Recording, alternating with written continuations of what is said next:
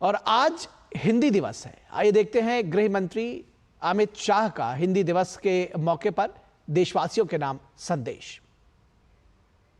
प्रिय देशवासियों, आप सभी को हिंदी दिवस की हार्दिक शुभकामनाएं।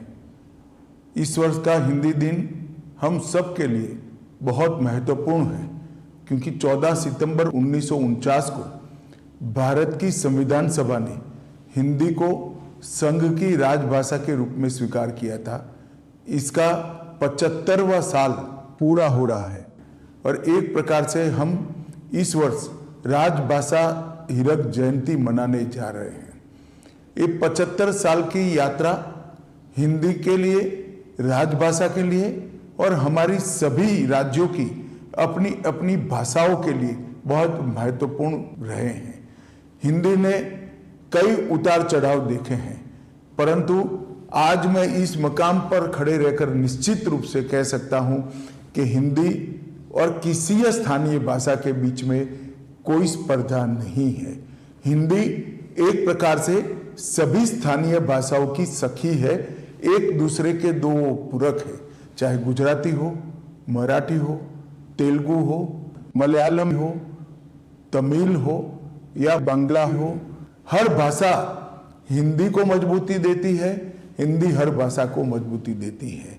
और इसीलिए आप हिंदी के आंदोलन को ध्यान से देखेंगे तो चाहे राजगोपालाचारी जी हो, महात्मा गांधी हो, सरदार वल्लभ भाई पटेल हो, लाला लाजपत राय हो, नेताजी सुभाष चंद्र बोस हो या फिर आचार्य कृपलानी हो, ये सभी एक प्रकार से नॉन हिंदी भाषी क्षेत्रों से आते थे।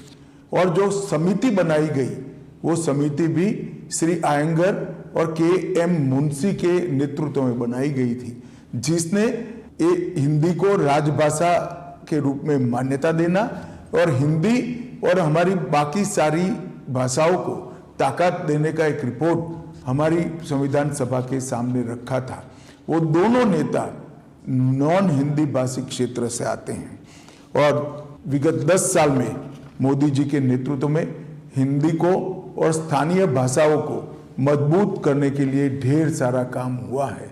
मोदी जी ने अनेक अंतर्राष्ट्रीय मंचों पर गौरवपूर्वक हिंदी में संबोधन देकर हिंदी के महत्व को न केवल देश, समूचे विश्व के सामने रखने का काम किया है और हमारे देश में हमारी भाषाओं के प्रति गौरव के भाव को बढ़ाया है। ये 10 साल में हमने कई सारी स्थानीय भाषाओं को मजबूती देने के लिए बहुत प्रयास किया है।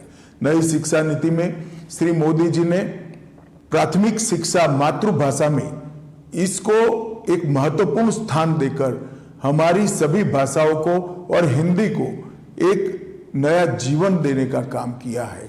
हमने ये 10 साल के अंदर कंठस्थ का टूल बनाया। हमने इस 10 साल के अंदर 4 रिपोर्ट सबमिट किए और हिंदी को सरकारी कामकाज में प्रमुखता से प्रस्तावित करने का काम हमने किया है। आने वाले दिनों में राजभाषा विभाग हिंदी से 8वीं अनुसूची की सभी भाषाओं में अनुवाद का भी एक पोर्टल लेकर आ रहा है, जिससे पत्र हो या भाषण, जिसका अनुवाद बहुत कम समय में आर्टिफिशियल इंटेलिजेंस का उपयोग करते हुए हम सभी भाषाओं में कर पाएंगे। मैं मानता हूं इससे भी हिंदी को और स्थानीय भाषा को बहुत मजबूती मिलेगी। और मैं आज फिर से आप सभी को कहना चाहता हूं कि हमारी भाषाएं विश्व की सबसे समृद्ध भाषाओं में है। हिंदी ही है जो हम सबको जोड़ने का काम करती है, हमारी सब भाषाओं को जोड़ने का काम करती है। और संविधान सभा की जो स्पिरिट थी कि एक स्वदेशी भाषा में सभी देश के नागरिक एक दूसरे के साथ संवाद करें, चाहे हिंदी हो, तमिल हो, तेलुगु हो, गुजराती हो।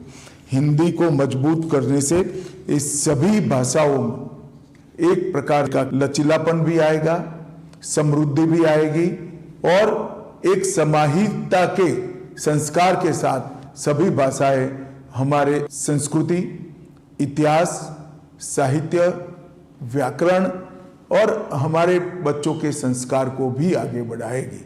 अतः मैं सभी देशवासियों को अपील करना चाहता हूं कि हिंदी दिन पर आइए हम संकल्प करें, हिंदी को मजबूत करें, हिंदी के साथ साथ हमारी स्थानीय भाषा को भी मजबूत करें और राजभाषा विभाग का जो ये काम है, ये काम को आपका समर्थन करिए।